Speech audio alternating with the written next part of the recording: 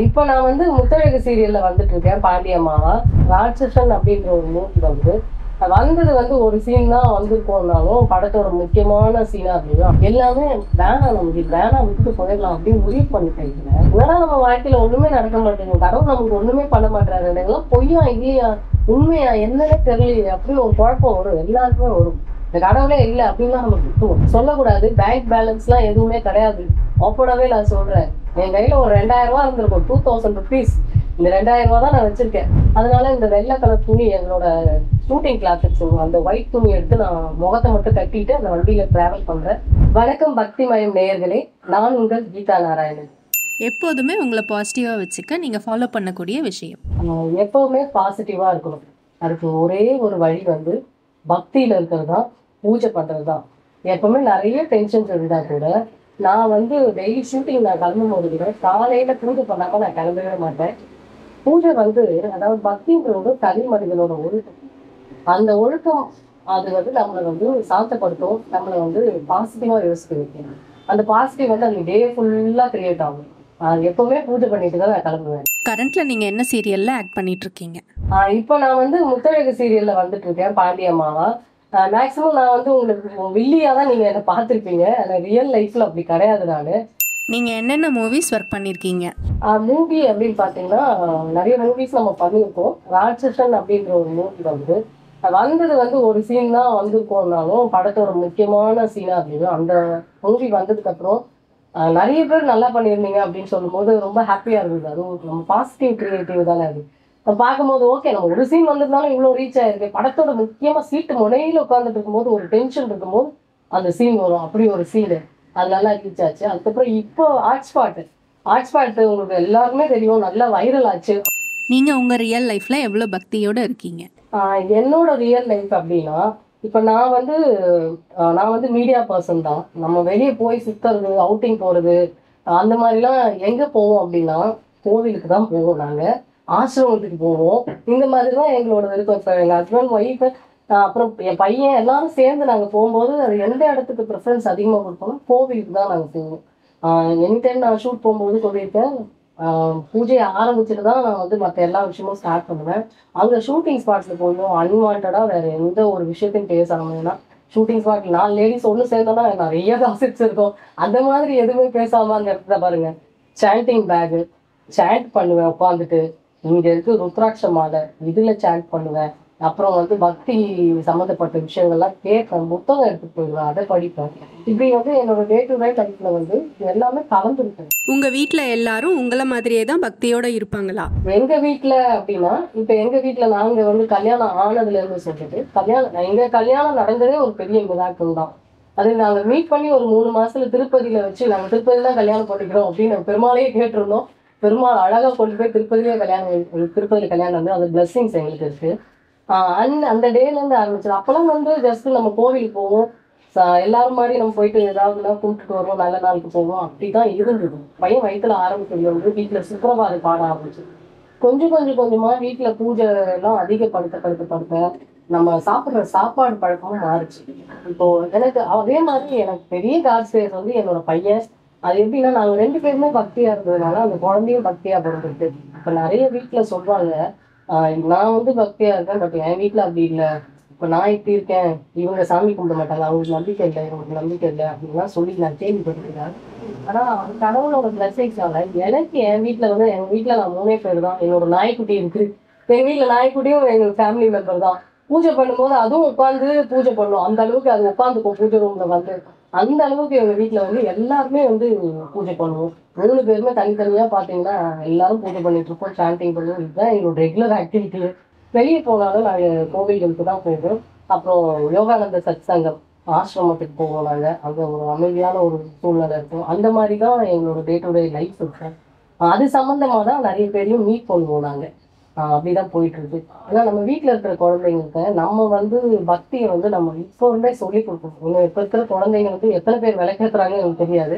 ஆனால் என்னோட பையன் டெய்லி அந்த ஒரு விஷயத்த செய்யலைன்னா அவன் கில்ட்டியாக ஃபீல் பண்ணேன். அது நாங்கள் சொன்னா கூடமே அந்த பக்தின்றது அவன் உணர்ற ஒரு விஷயம். அவனுக்கு வந்து அது உணர்ந்துருக்கிறான். அது சின்ன வயசுலேயே அவன் உணர்றதுனால அவனும் சாண்டிங் பண்ணுவான், அவனும் எல்லாத்துலேயுமே கலந்துதான்.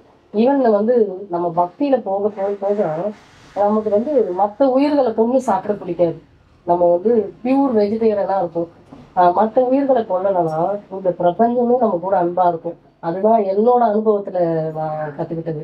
எங்க வீட்டுல நாங்க 3 பேருக்கும், என்னோட கணவர் லட்சுமி நாராயணன் ஆகட்டும், என்னோட பையன் ராகுல் நாராயணன் ஆகட்டும், நான் கீதா நாராயணன், 3 பேருமே நாராயணன் வச்சதுக்கு காரணமே எப்பவுமே நாராயணன் எங்க கூடயே இருப்பார்.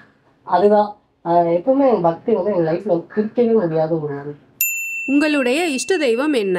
இஷ்ட தெய்வம் அப்படின்னு இதுல எதுவுமே சொல்ல முடியாது.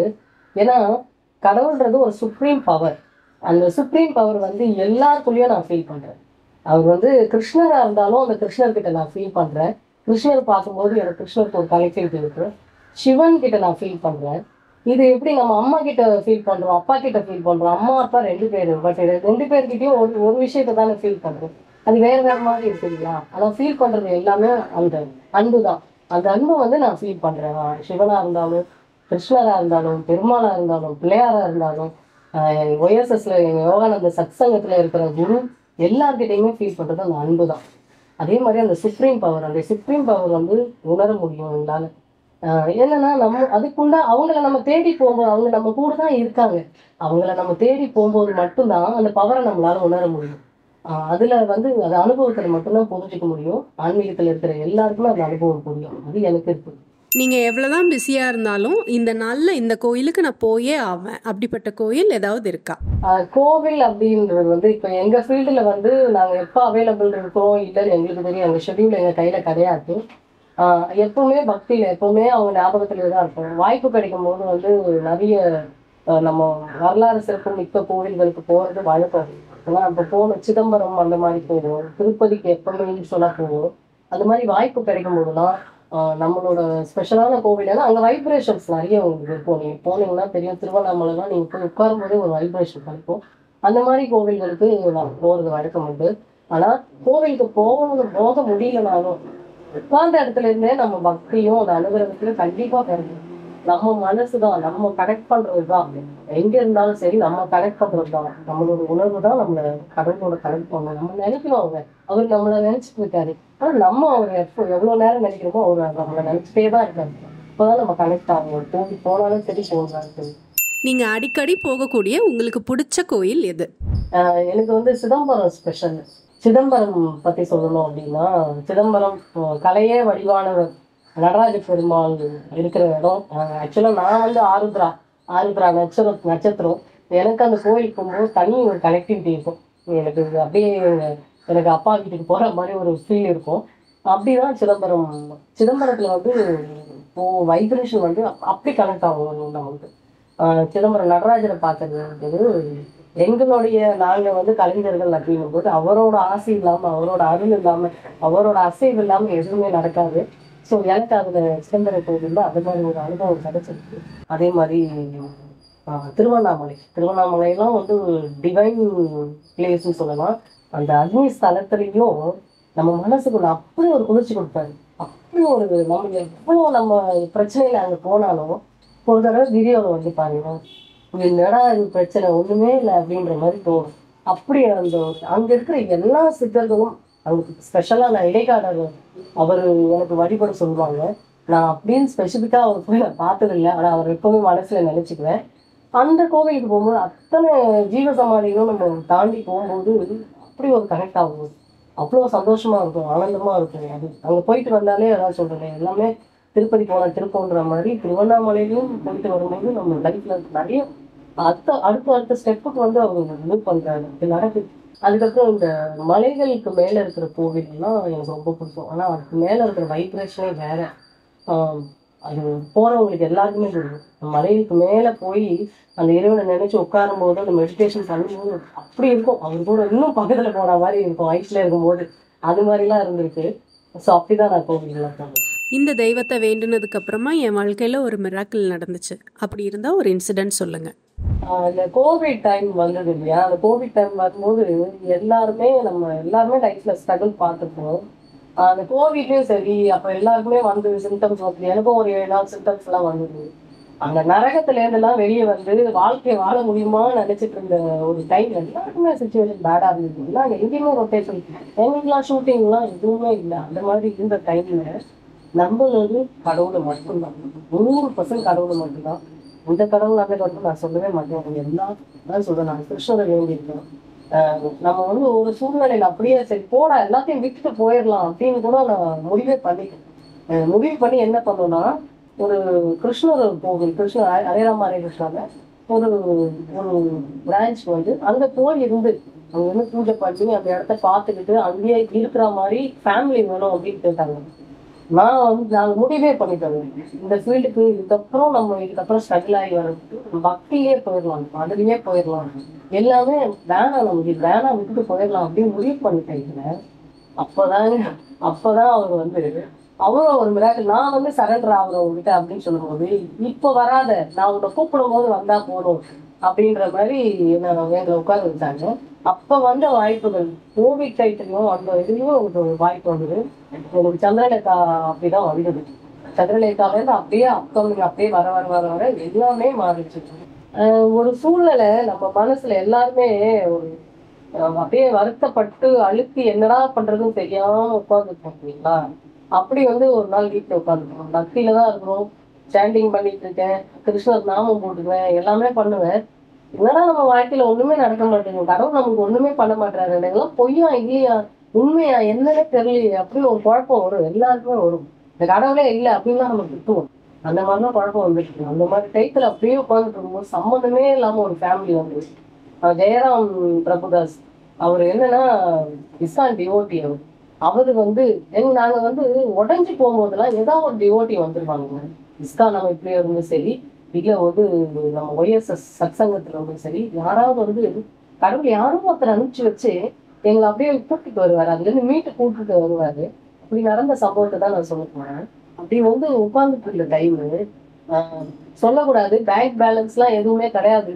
ஓப்பனாவே நான் சொல்றேன், என் கையில ஒரு 2000 ரூபாய் இருந்திருக்கும், 2000 ருபீஸ். இந்த 2000 ரூபாய் தான் நான் வச்சிருக்கேன். அந்த மாதிரி இருந்த டைத்துல அவர் வந்து கோவில் கூப்பிடுறாரு, வாங்க நான் திருப்பதி போறேன் ஃபேமிலியோட அப்படின்னு. அது என்ன வண்டினா, நம்ம ஷேர் ஆட்டோக்கு போவோம் இல்லைங்களா, ஷேர் ஒயிட் கலர்ல ஒரு வண்டி இருக்கும், மேல ஷீட் போட்டுருவோம். அந்த ஷீட் போட்ட வண்டியில் அந்த ஆட்டோ மாதிரி, நான் அதுல வந்து ஷேர் ஆட்டோ நான் போனதில்லை, அந்த மாதிரி ஒரு வண்டி.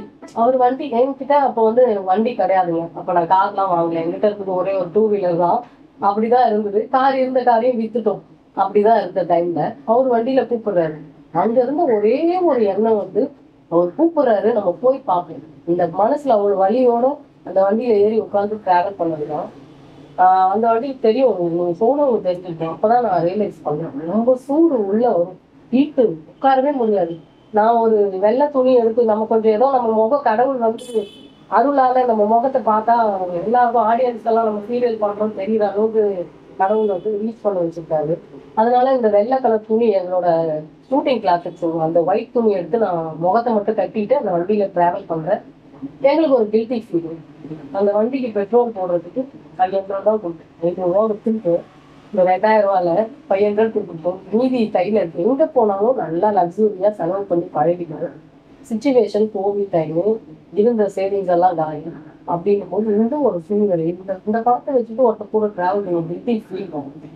அங்க திருப்பதியில இருந்து ஃப்ரீ தர்ஷன் அந்த டிக்கெட் தான் கொடுத்தாங்க. அந்த டிக்கெட்ல பாத்தீங்கன்னா டைம் வந்து இன்னைக்கு காலையில போயிட்டோம், 8 மணிக்கெல்லாம் போயிட்டோம். நைட்டுக்கு கொடுத்தாங்கன்னா 2 மணி ஏர்லி மார்னிங் தர்ஷன், சுப்ரபாத தர்ஷனத்தோட இது வந்து எங்களுக்கு வந்துருச்சு. பார்க்கும்போது நாங்கள் சரியா கவனிக்கல. ஓகே நமக்கு மத்தியானமே இருக்கு போல இருக்கு, அந்த மாதிரி நினச்சிதான் நாங்கள் மேலே போடுறது. ஆனால் சுப்ரபாத தர்ஷனம் என்னடா பண்றது, சுப்ரபாதம்னா அடுத்த நாள் காலையில வந்துட்டோம். கையில இருந்து 1500 ஆல்ரெடி சொல்லிட்டேன், 2000 ரூபாய் 500 ரூபாய் பெட்ரோல் போட்டாச்சு. அவங்க ஃபேமிலி கிட்ட நாங்கள் எங்களுக்கு அந்த பழகமே கிடையாது, யார்கிட்டையும் கேட்டு வாங்கி என்ன பண்ணலாம் அப்படின்னும் போது, சரி ஒரு ரூம் எடுத்து நம்ம ஸ்டே பண்ணுவோம் அப்படின்னு. என்னோட ஹஸ்பண்ட் வந்து அப்பதான் ஒரு மாசம் முன்னாடி பார்த்ததுனால அங்கே அலோடு கிடையாது, 1 மந்த் அந்த கேப் இருக்கணும். 15 டேஸ்லேயே மறுபடியும் வந்தாரு, அதனால அவர் கிடையாதுன்னு சொல்லி அவர் பார்க்க முடியாதுன்னு சொல்றாங்க. நானும் என் பையன் ஜெயராம் அவங்க ஃபேமிலி, அவங்களுக்கு 2 பசங்க ஒரு ஒய்ஃபு, இவங்க தான் நம்ம போய் பார்க்கறதுக்கு இருந்தோம். போகும்போது நைட்டு வரைக்கும் நம்ம அதான் அடுத்த நாள் காலையில வரைக்கும் நம்ம வெயிட் பண்ணி தான் ஆகணும். ஒரு ட்ரெஸ்ஸு தான் எடுத்துட்டு வந்தது, ஒரு ரூம் ஒன்று எடுத்தோம். மத்தியானம் அங்கே தங்கணும், அங்கே போயிட்டு அங்கே வந்து அங்கே இருக்கிற தர்ஷன் சாப்பாடு தான் சாப்பிட்டேன். அவர் அந்த இஸ்கான் டெம்பிள் நான் சொல்ல பாருங்க, அங்கே கூட்டிகிட்டு போனார், அதில் பிரசாதம் ப்ரொவைட் பண்ணுவாங்க. அந்த பிரசாதத்தை சாப்பிட்டேன். அன்னைக்கு ஃபுல்லாக 3 வேளையுமே பிரசாதம் தான். சரி அந்த மதியான டைம் நம்ம வேஸ்ட் பண்ண தேவையில்ல, அடுத்த நாள் காலையில் அப்படின்றது அங்கே இருக்கிற சிவன் டெம்பிள் போகணும். அவ்வளோ அருமையான டெம்பிள்ஸ். இது வந்து நான் சொல்றது கீழ் திருப்பதியில இருக்கிற எல்லா கோவிலும் முடிஞ்ச வரைக்கும் கவர் பண்ணிட்டு இஸ்கான் டெம்பிளும் போயிட்டு நைட்டுக்கும் அங்கேயே சாப்பிட்டுட்டு இஸ்கான்லேயே சாப்பிட்டுட்டு நைட்டு தூங்குறது கூட நமக்கு நேரம் கிடையாது. அதெல்லாம் மேலே ஏறணும் அப்படின்னா நம்ம போய் பார்க்கறதுக்கு மார்னிங் பார்க்கறதுக்கு கரெக்டாக இருக்கும். அப்படி ஒரு காலையில ஆரம்பிச்ச ப்ராசஸ் பார்க்கணும்னு பார்க்கறதுக்கு அடுத்த நாள் வரைக்கும் ஒரு வெயிட் பண்ணி மேலே போய் அப்படிதான் பார்த்தோம். ஏர்லி மார்னிங் ஒரு 2 o'clock கவுண்டர் ஓப்பன் பண்ணிடுறாங்க.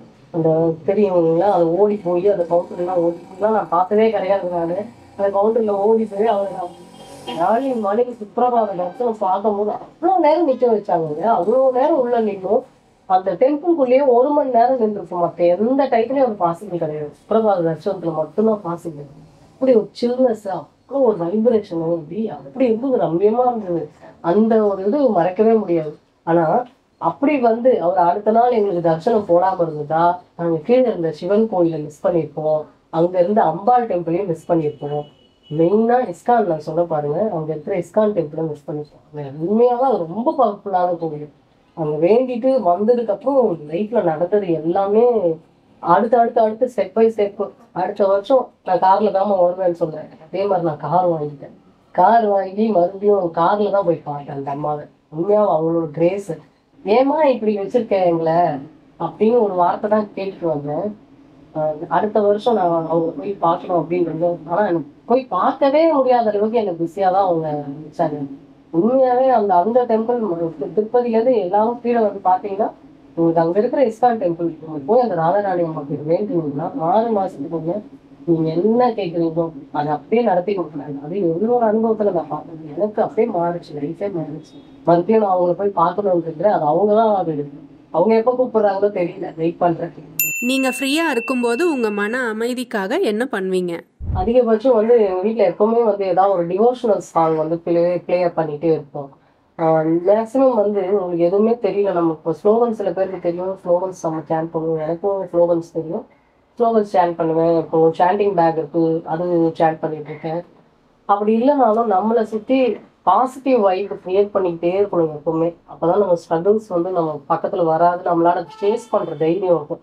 அப்படின்ற பட்சத்தில் எல்லாருக்குமே தெரிஞ்ச ஓம் அப்படின்ற வைப்ரேஷன் ஒரு சவுண்டு, ஓம்ன்ற மந்திரம் அது எனக்குள்ளே ஓடிக்கிட்டே இருக்கும்னு சொல்லலாம். நான் வாய் திறந்து சொல்லலாம்னா அந்த உள்ளுக்குள்ள ஓம் ஓம் ஓம் ஓம் எனக்கு எப்பவுமே அது கேட்டுக்கிட்டே இருக்கும். அது எப்பவுமே நான் மைண்ட் வச்சுப்பேன். எனக்கு ஒரு மாதிரி இருக்குது அப்படின்னும் போது இமீடியட்டாகவே எனக்கு ஏதாவது ஒரு ஸ்லோகன் நான் ஓடிட்டே தான் இருக்கும். அதில் அந்த ஓம் வைப்ரேஷன் நிறைய இருக்கு.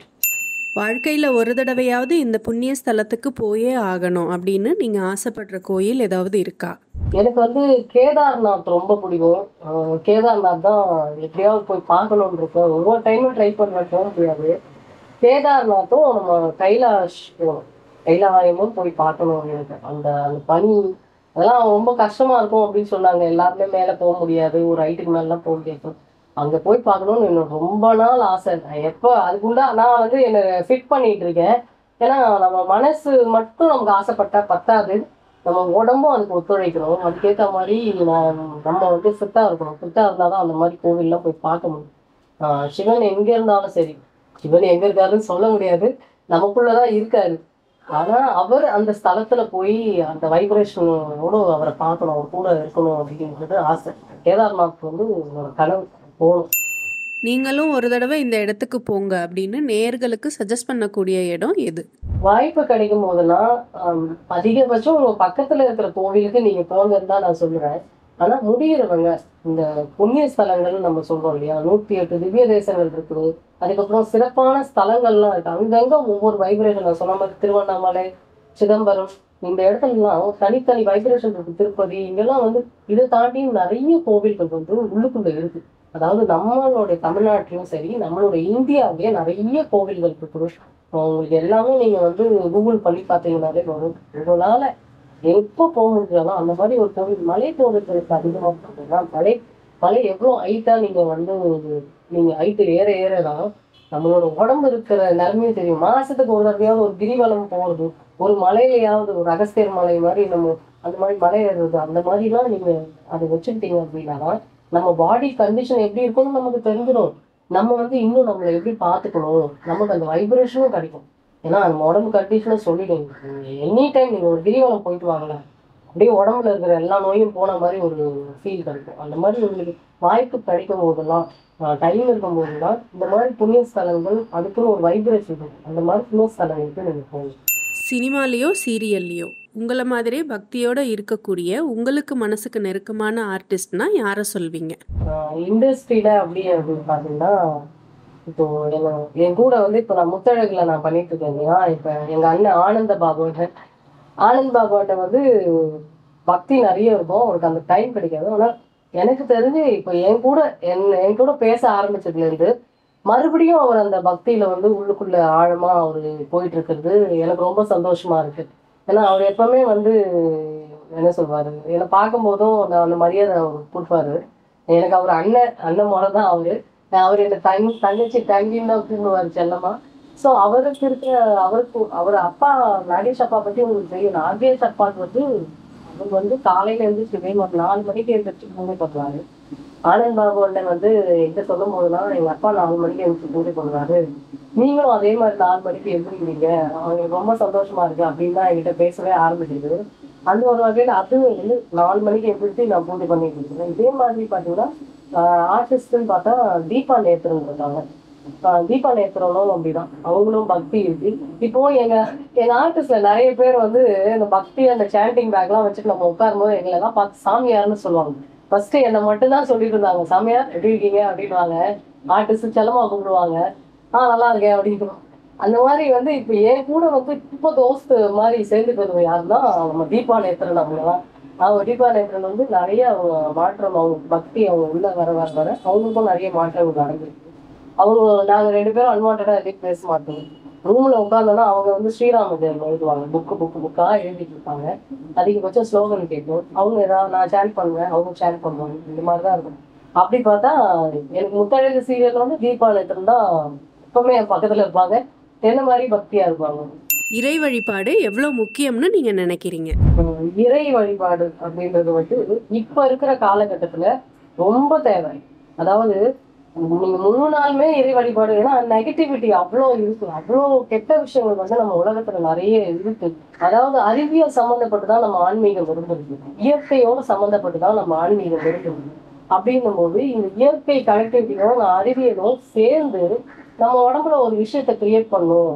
நம்ம அதுக்கு வந்து நம்ம உடம்ப சுத்தமா வச்சுக்கிட்டா மட்டும்தான் நம்ம வெளியே இருக்கிற வைப்ரேஷனும் உள்ள எடுத்துக்க முடியும். இயற்கை என்ன சொல்லுதுன்றது யாருமே கேட்கறது இல்லை. நம்ம வந்து இயற்கையை அழிச்சுட்டு இருக்கோம், இயற்கையை நம்ம கடவுளா வணங்கிட்டு இருக்கோம். பஞ்சபூத சக்திகள்னு சொல்லியிருக்கோம். அந்த பஞ்சபூத சக்திகள்லாம் நம்ம உடம்புக்குள்ளேயும் இருக்குது, எங்கேயுமே இல்லை. வெளியே இருக்கிறதா உள்ள இருக்குது, உள்ள இருக்கிறதா வெளியே இருக்குது, அண்டத்தில் உள்ளதா பிண்டத்தில் உள்ளது அப்படின்றது உண்மை. இப்போ கொஞ்சம் காலகட்டமா இந்த பக்தி ஆன்மீகம் இல்லைன்னா கொஞ்சம் நஞ்சம் மனிதமும் இல்லாம போகுது. நான் மனிதன் அப்படின்ற மாதிரி எப்படி இருக்கணும், அந்த மனித நேயம் இருக்கணும், எல்லாம் நல்ல பழக்கமும் பாசிட்டிவும் மற்ற உயிரோடும் தன் உயிர் மாதிரி நினைக்கிறது, இது எல்லாமே நம்மளுடைய இந்த ஆன்மீகத்திலையும் இந்த பக்தியும் நிறைய நமக்குள்ள வந்து சொல்லி கொடுத்துருக்காங்க. நிறைய கதைகள்ல வந்துட்டு இப்ப நம்ம சூப்பர்மேன், ஸ்பைடர்மேன் இதெல்லாம் நம்ம குழந்தைங்களுக்கு காட்டுறதை விட நம்ம அனுமனை பத்தி சொல்லலாம், நம்ம ராமர் பத்தி சொல்லலாம், இவங்களோட பராக்கிரமங்களை பத்தி சொல்லலாம். இதெல்லாம் யாருமே நம்ம சொல்லிக் கொடுக்குறது கதையும் தெரியுது. நிறைய குழந்தைங்களுக்கு யார் இந்த கேரக்டர்ஸ்ன்னு கூட தெரியறது இல்லை. அது ரொம்ப வருத்தத்தை கொடுக்குது. ஏன்னா இன்னைக்கு நம்மளோட கல்ச்சர் தான் இந்த உலகத்துக்கே முன்னுதாரணமா இருக்கிற கல்ச்சர். இது பார்த்து இன்னைக்கு வெளிநாடுகள்ல சொல்லி கொடுத்துட்டு இருக்காங்க. நம்மளோட தமிழ் மொழி ஆகட்டும், நம்மளோட தமிழ் கல்ச்சர் ஆகட்டும், வெளிநாடுகள்ல இருக்கிற சைனால இருந்து எல்லா கண்ட்ரிலுமே நம்மளுடைய கல்ச்சர், நம்மளுடைய மெடிடேஷன் இது எல்லாத்தையும் அவங்க உணர்ந்து அவங்க வந்து ஃபாலோ பண்ணிட்டு இருக்காங்க. ஆனா நம்மளோட குழந்தைங்க இது எல்லாத்தையும் விட்டுட்டு வெஸ்டர்னைஸ்டா மாறிட்டு இருக்காங்க. இது என்ன ஆகும்னா ஃபியூச்சரா ஜென்ரேஷனே பாதிக்கும். அதாவது என்னன்னா, இதுதான் இந்த குழந்தைகள் இப்ப இருக்கிற யங்ஸ்டர்ஸ் இவங்கெல்லாம் தான் எதிர்காலம். நம்மளோட எதிர்கால இந்தியா எப்படி இருக்கும்னு நினைக்கும் போது பயமா இருக்கு. ஏன்னா சுயநலமா வளர்றாங்க. ஒரு பக்தி ஆன்மீகத்துல சுய ஒழுக்கத்துல இல்லாதவன் கண்டிப்பா சுயநலமாக தான் யோசிப்பான். அதே மாதிரி எந்த உயிருக்கு போனாலும் அவன் கவலைப்பட மாட்டான். இந்த மாதிரி வளரும் போது அப்போ அந்த எதிர்காலம் எப்படி இருக்கும்னு பாருங்க, எந்த மாதிரி எதிர்காலம் நம்ம குழந்தைங்க வளர்த்துருக்கோம்னு பாருங்க. பக்தி அப்படின்றது வந்து தனி மனிதனுடைய ஒழுக்கம், சுய கட்டுப்பாடு, இதுதான் ஆன்மீகமும் பக்தியும் சொல்லி கொடுக்குது. ஏன்னா நமக்கு வந்து காலையில் 4 மணிக்கு எந்திரிக்க சொன்னாலே யாரும் எந்திரிக்கிறதுக்கு கஷ்டப்படுறாங்க. சுய மனிதனோட ஒழுக்கமும் நம்ம உடம்பு நம்ம சுத்தமா மனசையும் சுத்தமா வச்சுக்கும் போது மட்டும்தான் நமக்கு உடம்புக்குள்ள இருக்கிற பவர் வந்து சக்கராசி நீங்க கேள்விப்பட்டிருக்கீங்க. அது எல்லாமே சரிவர இயங்கும். அது சரிவர இயங்குனா நோய் நொடி இருக்காது. நோய் நொடி இல்லைன்னா அதிக நாள் வாழ்வ. நீ சரிவர இயங்கும் போது உன்னோட மனசும் உடம்பும் சரிவர இயங்கும் போது நீ தெளிவான சிந்தனையில இருப்ப, மனிதாபிமானத்தோட இருப்ப, மற்ற உயிரும் தான் உயிர் போல நினைப்ப. அதனாலதான் இந்த ஆன்மீகத்தும் பக்தியும் பெரியவங்க அந்நியில இருந்து கடவுள்ல காமிச்சு நமக்கு சொல்லி கொடுக்குறாங்க, ஒருநிலைப்படுத்துறாங்க நம்ம மனசை. அலைப்பாயாது, தப்பான எண்ணங்கள் உள்ள வராது. எவ்வளவு விஷயம் இருக்கு. இது இன்னைக்கு தேவை. இன்னைக்கு இருக்கிற ஜென்ரேஷன்ல கெட்டதை ஈஸியா நம்ம எடுத்துக்குவோம், நல்லது எடுக்க ரொம்ப கஷ்டமா தான் இருக்கும். ஆனா நல்லதுதான் நிரந்தரம். நல்லது இருந்தாதான் நல்ல ஒரு ஃபியூச்சர் ஜென்ரேஷனை நம்ம உருவாக்க முடியும். நம்ம குழந்தைங்க இப்ப இருக்கிற யங் ஜென்ரேஷனும் சரி, நம்ம குழந்தைங்களுக்கும் சரி, அட்லீஸ்ட் நீங்க காலையில எந்திரிக்க முடியலனாலும் சூரிய உதயத்துக்கு முன்னாடி ஒரு 6 மணிக்கு எந்திரிக்கையாவது சொல்லிக் கொடுங்க. காலையில எந்திரிச்சு ஒரு விளக்கேற்றணும்னு சொல்லிக் கொடுங்க. அப்படியும் முடியலையா, ஒரு ஒரு ஒரு நல்ல நாள் வரும் இல்லையா, நம்ம தீபாவளி அந்த மாதிரி ஃபெஸ்டிவல்ஸ்லாம் கண்டிப்பா குடும்பத்தோட உட்காந்து பூஜை பண்ணணும். எல்லாருமே சேர்ந்து நம்ம பூஜையை எடுத்துக்கணும். அந்த பூஜை எதுக்காக பண்றோன்றதை எக்ஸ்பிளைன் பண்ணணும். ஏன்னா எக்ஸ்பிளைன் பண்ணா கண்டிப்பா குழந்தைங்க புரிஞ்சுக்கோங்க. ஏன்னா இப்ப இருக்கிற குழந்தைங்க கண்டிப்பா புரிஞ்சுக்கணும். டீனேஜர்ஸ் ஆப்வியஸ்லி அவங்களுக்கு ஒரு ஏஜ்னால நமக்கு அதுல இன்ட்ரெஸ்ட் இல்லைனாலும் மனம் மதிக்கிறாங்க. அவங்களுக்கு தெரியுது அது இருக்கிற உண்மை தெரியுது. ஒரு ஏஜ் தாண்டி போகும்போது அதுல இருக்கிற உண்மை தெரியும். ஸோ அதனால இன்னைக்கு நல்ல ஒரு உலகத்தை உருவாக்கணும், நல்ல ஒரு பக்தியோட இருக்கணும், நல்ல ஒரு ஒழுக்கத்தோட இருக்கணும். அப்பதான் நல்ல உலகம் உருவாகும், நல்ல ஜென்ரேஷன் கிடைக்கும். பக்திமயம் நேயர்களுக்கு உங்களோட பக்தி பெருக என்னுடைய வாழ்த்துக்கள். நன்றி.